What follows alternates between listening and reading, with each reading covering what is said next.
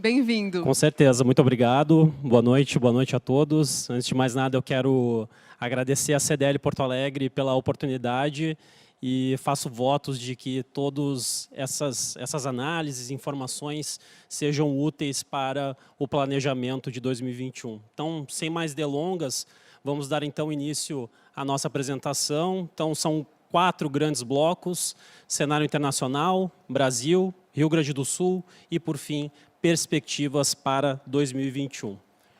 Antes de iniciar com o cenário internacional, eu gostaria primeiramente de caracterizar um pouco o que foi essa crise relacionada à pandemia de Covid-19, ou seja, nós temos uma situação que difere muito em relação aos outros períodos recessivos que nós vivemos no passado. Então, são 3 grandes choques que acometeram a economia e que exerceram um impacto negativo. Em primeiro lugar, um choque de oferta, ou seja, na medida em que se instituiu o distanciamento social, naturalmente a produção caiu. Outro elemento de baixa também foi a restrição à circulação de pessoas, do fluxo de mão de obra. Isso também deprimiu a produção.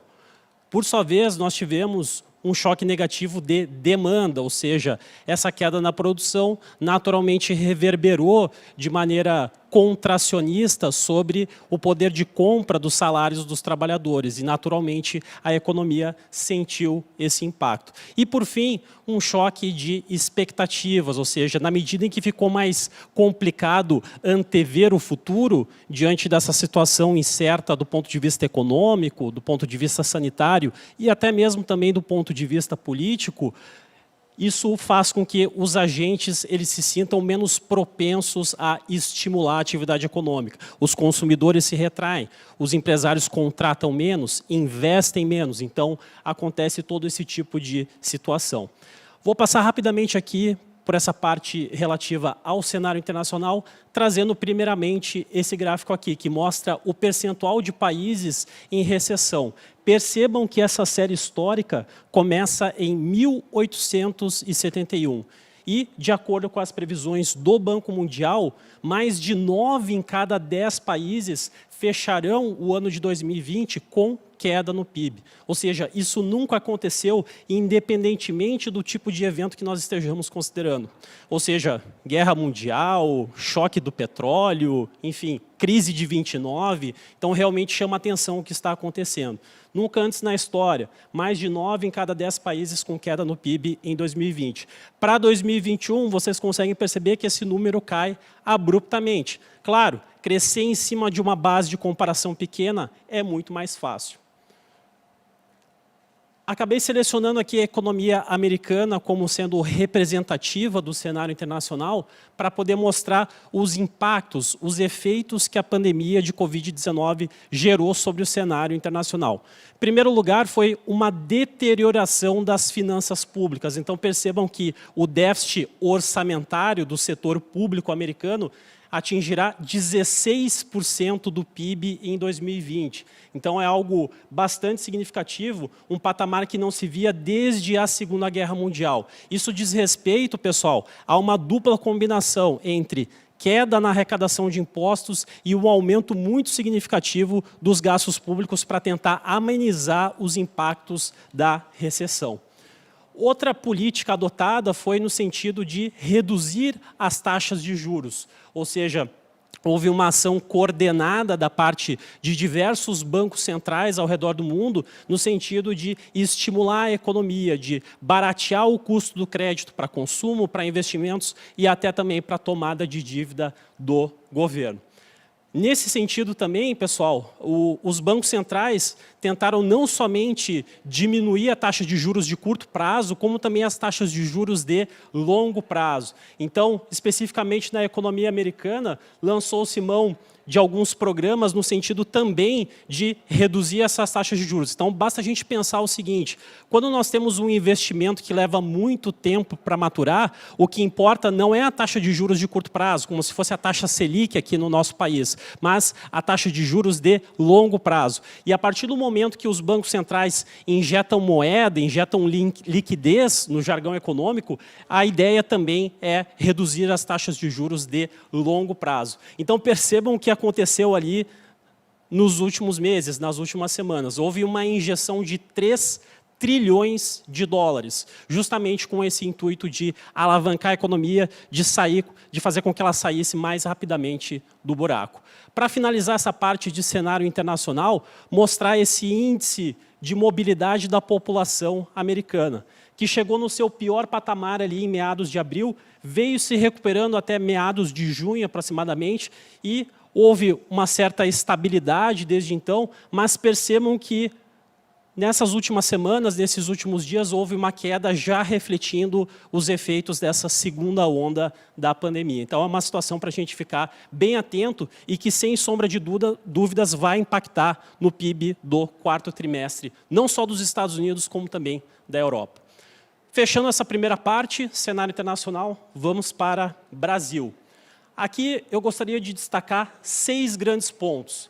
Impacto desigual da crise entre setores, emprego e renda, dicotomia entre indicadores de inflação, juros, inadimplência e confiança e outras questões. Então, percebam que eu pretendo tratar aqui o cenário econômico com uma pegada, com um foco bem interessante para varejo. Gostaria de iniciar com esse gráfico que compara a evolução da atividade econômica de serviços, indústria e comércio.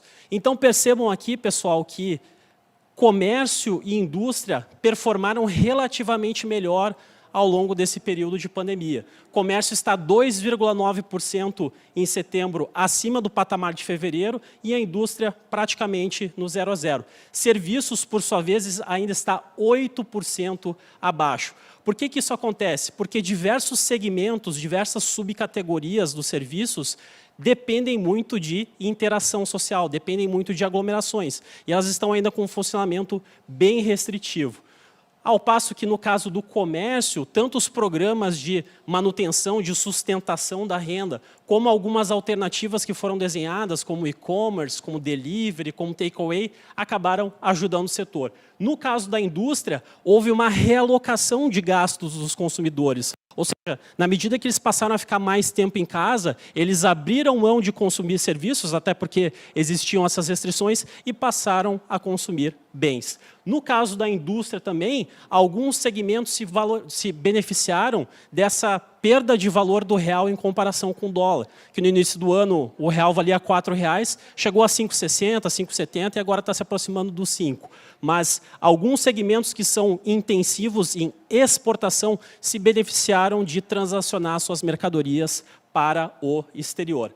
Mesmo dentro dos segmentos, é possível notar uma grande heterogeneidade. Então, nesse sentido, os dados da Cielo, que refletem as transações nas maquininhas, mostram o seguinte: super hipermercados, drogarias e farmácias com algum crescimento, com resiliência, porque deles depende a sobrevivência, depende o conforto humano. Ao passo que materiais de construção se beneficiou dessa realocação de gastos da parte dos consumidores. Ou seja, eles ficaram mais tempo em casa, precisaram adaptar o seu espaço para um home office, por exemplo, então isso acabou ajudando. Ao passo que setores ditos não essenciais, vestuário ou atrelados a serviços, bares e restaurantes, turismo e transporte, com quedas muito fortes, com quedas muito significativas. Vestuário, por exemplo, é aquela situação. Bom, eu consigo cortar dentro do orçamento sem que isso traga um grande prejuízo do ponto de vista do bem-estar. Então, naturalmente, vestuário, calçados, acessórios acabaram sofrendo muito. Turismo e transporte, exatamente da mesma forma, diante de todas essas restrições existentes.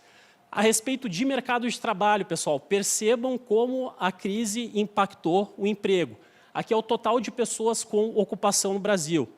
Falo especificamente tanto no mercado de trabalho formal quanto informal. Mais de 11 milhões de pessoas sem ocupação no Brasil. No caso do Rio Grande do Sul, menos 754 mil. Ou seja, o impacto aqui no nosso estado foi proporcionalmente maior em comparação com a média brasileira. Então, esse é um desafio muito grande, porque nós vamos passar por um período de travessia agora, já em janeiro. Ou seja, diversas das políticas adotadas pelo governo deixarão de existir e nós dependeremos do comportamento da renda relacionada ao mercado de trabalho. Então, é uma situação para a gente acompanhar bem de perto. O que deve amenizar um pouco desse efeito do mercado de trabalho deteriorado é isso aqui. É a poupança que os agentes formaram ao longo desse período de crise. Então, aqui são os depósitos na caderneta de poupança. Percebam que entre abril e agosto, houve um recorde sucessivo para cada um desses meses ao longo de toda a história do Plano Real. Entre março e novembro, são 161 bilhões de reais que foram depositados, ou seja, essa sobra de recursos em função da chamada poupança precaucional, ou seja, os agentes recebiam recursos e não gastavam tudo. Por que isso acontecia? Porque o cenário ainda era repleto de incerteza. Na medida em que é difícil antever o futuro, eu formo a poupança, formo uma sobra de recursos para poder lidar com uma situação de maior incerteza logo ali na frente, ou com um evento que seja desfavorável. Então, essa sobra vai ajudar a financiar os gastos com bens e serviços, pelo menos nos primeiros meses de 2021. Então, a gente precisa necessariamente fazer com que a economia cresça, com que o mercado de trabalho evolua e tenha um bom desempenho para que as vendas melhorem. Existe também, pessoal, uma dicotomia muito grande entre os indicadores de inflação, ou seja, o índice de preços ao consumidor amplo e o IGPM. Por que isso acontece? Por que existe um descasamento tão grande entre essas duas séries? Uma variando 24% ao longo de 12 meses e outra 4,3%. Porque 60% do IGPM representa os preços no atacado, a dinâmica dos preços aos produtores. A inflação ao produtor ela é muito mais sensível ao câmbio e às commodities. O câmbio se desvalorizou substancialmente ao longo de 2020, então essa é uma situação também a se observar. Outro fator que explica isso é a desorganização de diversas cadeias produtivas. Muitas empresas fecharam suas portas, temporária ou definitivamente. E até que se encontre novos fornecedores de insumos, de matérias-primas ou até mesmo de bens finais, isso leva tempo e acaba sendo bastante custoso. Taxa Selic, pessoal. Então, valores efetivos e as previsões, por quanto tempo a gente deve manter esses juros baixos. Nós estamos aqui com um patamar historicamente deprimido, 2%. O que a gente deve observar com relação a essa situação de juros? A ociosidade elevada permite com que os juros sejam baixos. Então, houve uma crise muito relevante sobre a economia brasileira, então, naturalmente, isso permite com que nós tenhamos esses juros baixos. O que nós devemos monitorar? As expectativas de inflação. Enquanto elas se mantiverem bem comportadas, o Banco Central vai continuar promovendo esses estímulos e vai continuar alavancando a economia.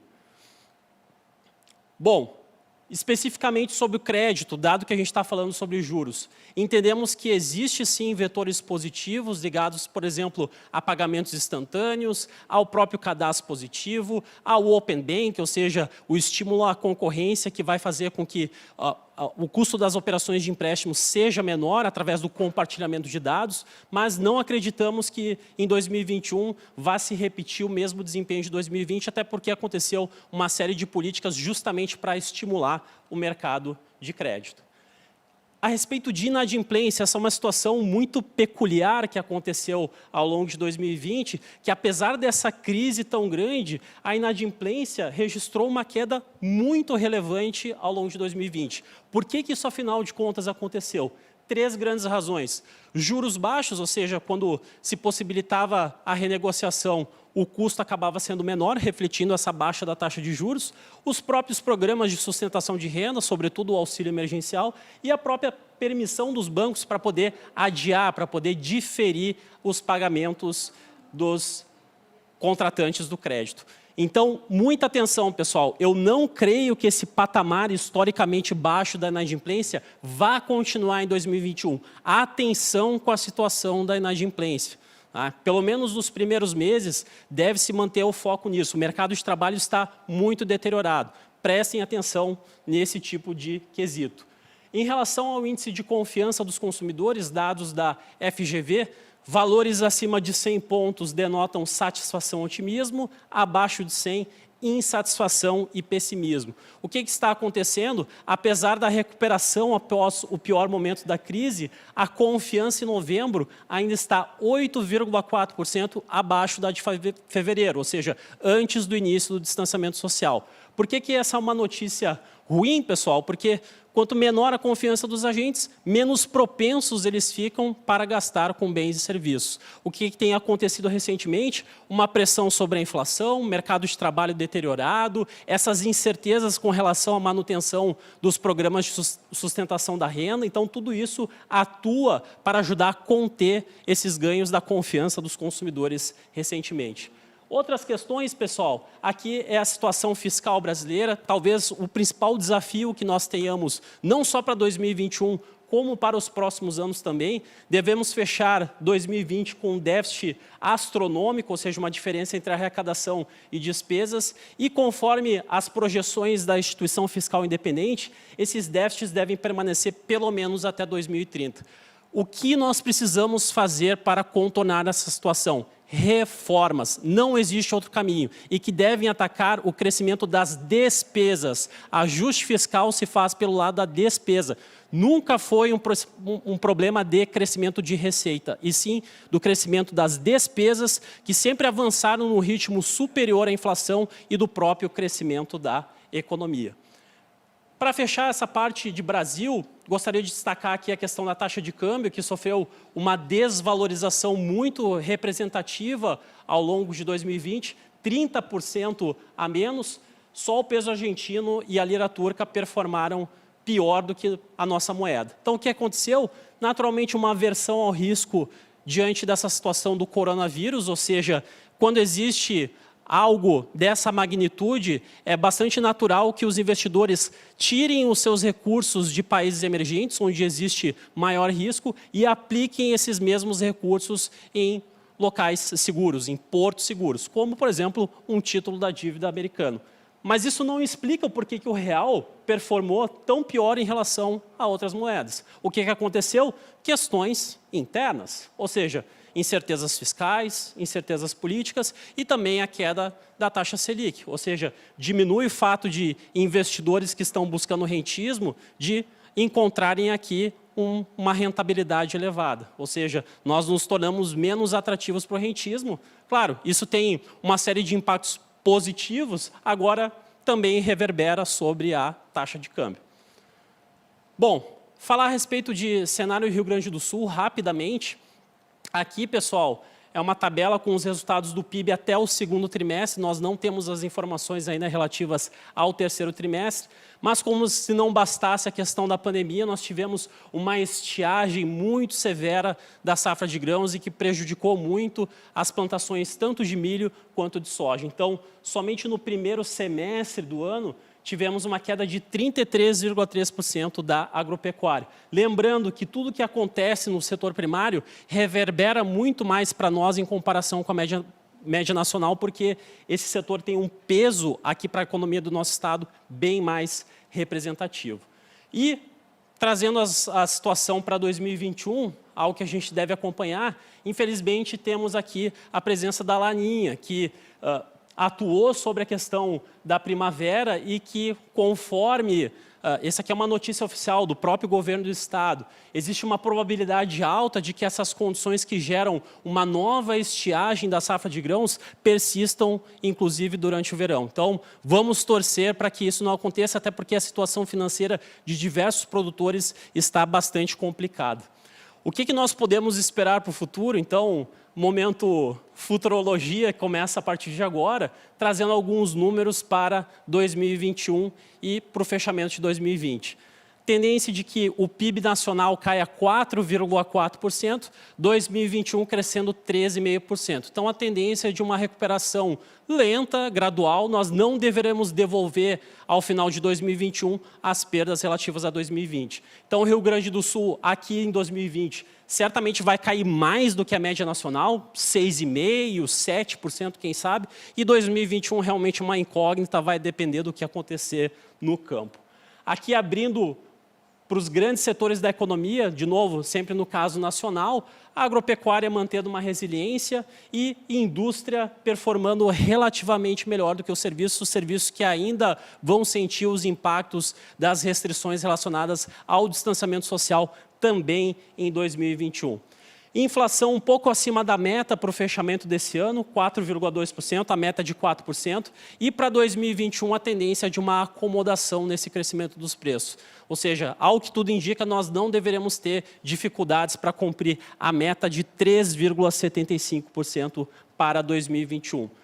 Como a inflação existe a perspectiva de que ela se mantenha controlada, os juros devem se permanecer baixos para padrões brasileiros. 2% para o ano, fechamento de 2020, e 3% para 2021. Então, apesar desse início de ciclo de alta da taxa Selic, ainda assim 3% é um patamar bastante baixo para os nossos padrões. Taxa de câmbio, fechamento de 2020, 5,22, fechamento de 2021, 5,10. Aqui, discutindo um pouco mais os números para a atividade econômica, para o PIB, parto do pressuposto de que no quarto trimestre de 2020 a taxa de crescimento sobre o terceiro trimestre, será de 1,5%. Então, o que eu quero mostrar para vocês aqui, pessoal, é o seguinte: nós já temos um crescimento contratado para 2021. Ou seja, se a economia ficar parada ao longo de 2021, o resultado do PIB do ano que vem, em comparação com esse ano, será de uma alta de 2,3%. É um efeito carregamento, é um efeito estatístico diante dessa recuperação que nós observamos ao longo desse ano. Para crescermos mais, dependeremos de avanços. Então, o que esse gráfico mostra? Se houver um crescimento de 0,1% a cada trimestre no ano que vem, o resultado final do PIB será 2,5%. Se o crescimento ao trimestre for de 0,2%, o resultado final do PIB será 2,8%, e assim sucessivamente. O que o mercado está imaginando é uma situação daquele tipo ali, ou seja, um fechamento para o ano que vem de 13,5%, o que significa um crescimento médio trimestral de 0,5%. Se a gente for analisar o que aconteceu ao longo desses últimos anos, é basicamente uma repetição do padrão entre 2017 e 2019, ou seja, daquela recuperação pós-crise lenta, gradual, dentro de um ano dito de normalidade. É isso que o mercado está imaginando para o ano que vem. Qual que é o balanço de riscos para a economia brasileira? Nós temos fatores positivos e desafios. Entre os positivos, juros ainda baixos, estimulando o crédito, barateando os custos dos empréstimos, efeito benigno das vacinas para a Covid, ou seja, não necessariamente precisa-se com que toda a população seja imunizada para que isso gere um efeito econômico positivo. As próprias pessoas vendo outras sendo imunizadas, elas se sentem já mais propícias a realizar gastos com bens e serviços. Uso da poupança para financiar os gastos, aquilo que eu comentei alguns slides atrás, e a ampla liquidez nos mercados, ou seja, existe muito dinheiro em circulação, e isso naturalmente nos beneficia. Desafios, quadro fiscal, sem sombra de dúvidas, o consenso em torno das reformas, então precisamos avançar urgentemente em relação à PEC emergencial, em relação à reforma tributária, são alguns temas que são bastante essenciais para o desenvolvimento da nossa economia. O mercado de trabalho é ainda muito deteriorado, ou seja, como que nós vamos reinserir todas essas pessoas que perderam seus empregos recentemente, e quanto mais tempo elas ficam afastadas, pior é esse processo de reinserção, porque elas não estão em contato com as habilidades que são necessárias para o bom desenvolvimento do seu ofício, e a situação financeira das empresas sem todo esse amparo estatal promovido em 2020. Importante que se diga, pessoal, eu defendo que o Estado, que o setor público deve sair de campo, ele não tem condições de sustentar a economia indefinidamente, mas é uma situação a se observar como que as empresas, muitas delas ainda em dificuldades, vão reagir a essa saída.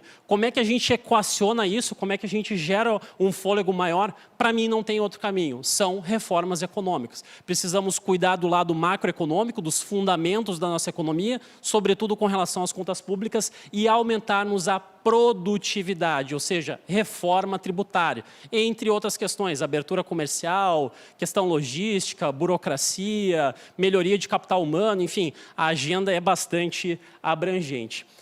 Aqui, sobre cenário internacional, pessoal, o que esperar para os próximos meses, esse indicador aqui ele permite antecipar, permite antever o movimento futuro da economia. Então, se combina uma série de variáveis, isso se mostrou capaz de antever o movimento futuro da economia. Então, perceba que nós estamos ali, naquela ponta final. Então, o que acontece é que, apesar da perspectiva de crescimento abaixo da média mundial, ainda assim, pelos próximos 6 a 9 meses, nós deveremos observar, sim, uma continuidade da retomada do mercado internacional.